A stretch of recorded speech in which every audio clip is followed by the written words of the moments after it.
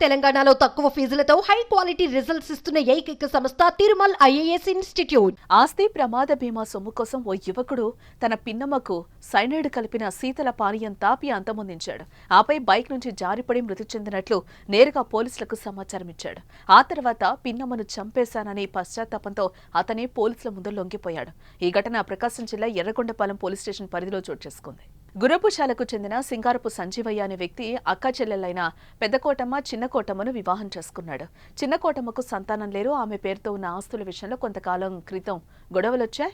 ఈ నేపథ్యంలో చిన్నకోటమ్మను అంతమొందించాలని అక్క కుమారుడు చెన్నయ్య ఏడాది క్రితమే పథకం రచించాడు.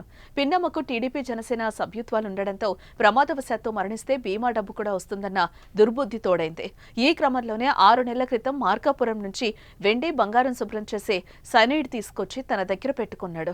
చిన్నమ్మను చంపేందుకు సమయం కోసం ఎదురు చూశాడు. ఈ నెల 21వ తేదీ గ్యాస్ డబ్బులు డ్రా చేసుకుందామని చెప్పి ఎర్రగొండపాలెంలోని హెచ్పీ గ్యాస్ ఆఫీస్ వద్దకు తన తల్లితో పాటు పిన్నమ్మను పిలుచుకొచ్చాడు.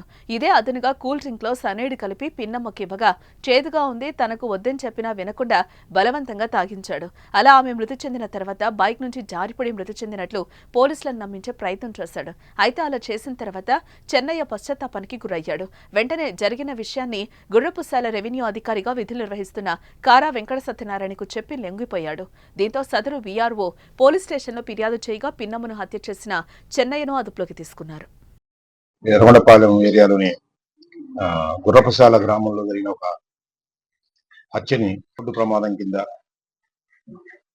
చెప్పి దానికి మళ్ళా కొంతమంది సాక్షుల్ని క్రియేట్ చేసి రోడ్డు ప్రమాదంలో చనిపోయినట్టుగా ప్రయత్నం చేసి ఈ మజా దాగమని చెప్పి మజా బాటిల్లో యాక్చువల్లీ సైనైడ్ ఉంటుంది. సైనైడ్ని వేసి దాంట్లో వేసేసి ఈమెకి ఇస్తే ఈమె చేదు అంటానే ఉండిందంటప్పుడు చేదైనా కానీ రుచిగా ఉంటుందని చెప్పేసి ఆమె చంపేసి వీళ్ళిద్దరిని తీసుకుని మళ్ళీ ఇతను మోటార్ సైకిల్ మీద వస్తున్నట్టు మోటార్ సైకిల్ నుంచి వెనక నుంచి ఆమె జారి పడిపోయినట్టు సో అతనే పోలీస్ స్టేషన్కి సమాచారం ఇవ్వడం జరిగింది. సో మేము ఎప్పుడైతే కేసు రిజిస్టర్ చేసి ఈ దర్యాప్తు చేసే భాగంగా ఈ దర్యాప్తులో విస్తుపోయే విశేషాలన్నీ కూడా గుర్తుకొచ్చి అంటే